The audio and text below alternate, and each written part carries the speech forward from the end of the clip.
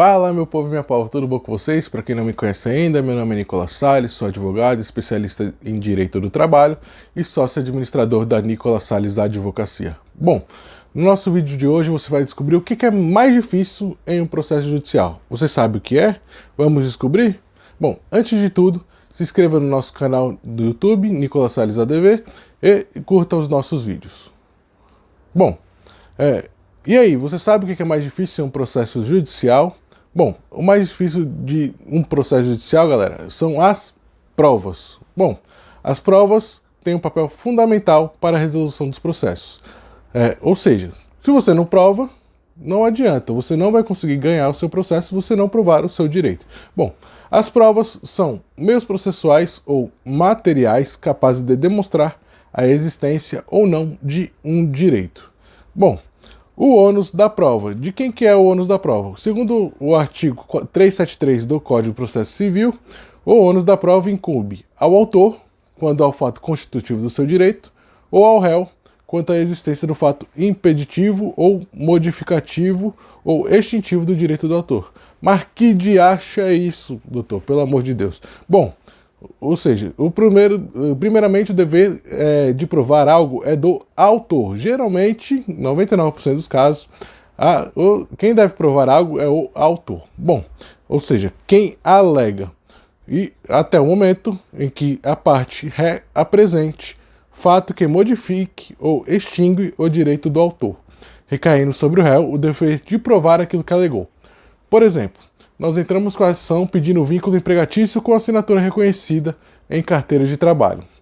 Por outro lado, a empresa apresentou a defesa, dizendo que o autor, no caso o ex-funcionário, ele apenas prestava serviços de forma autônoma. Então ele tem que apresentar, nesse caso a empresa, tem que apresentar meios de prova capazes de confirmar,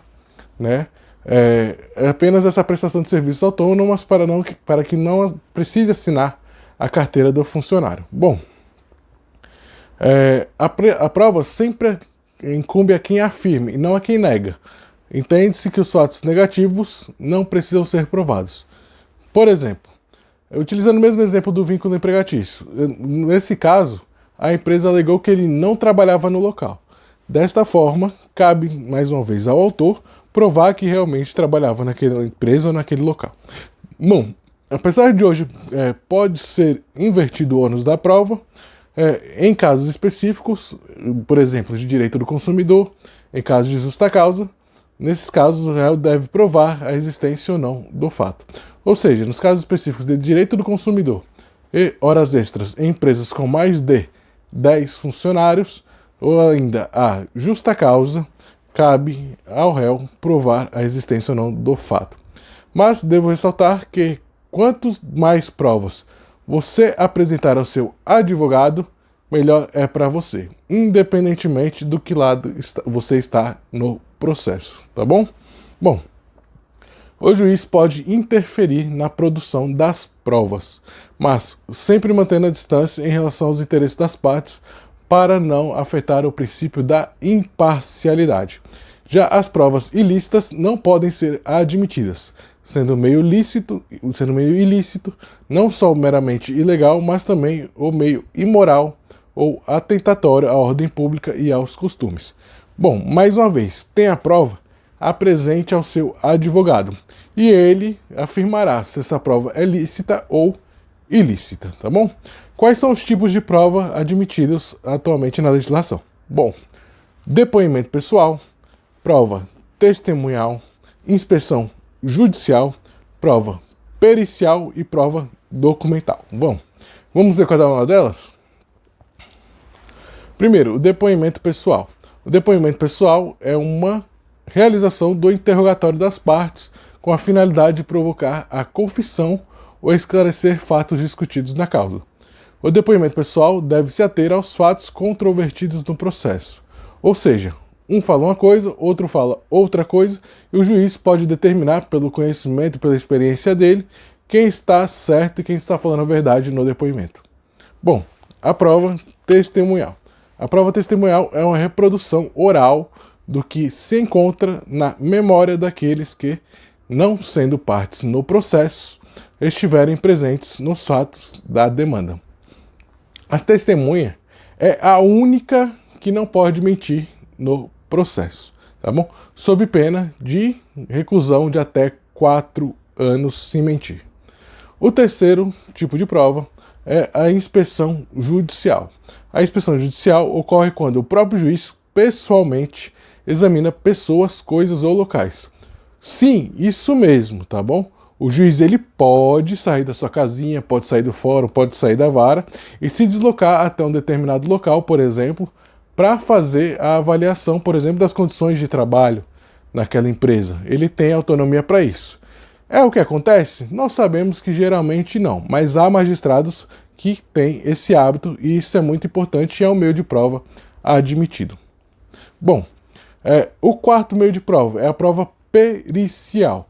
Bom, a prova pericial é um laudo elaborado por um profissional especialista, possuidor de formação no conhecimento sobre que a causa está sendo discutida. Bom, são espécies de perícia: o exame, a vistoria e a avaliação.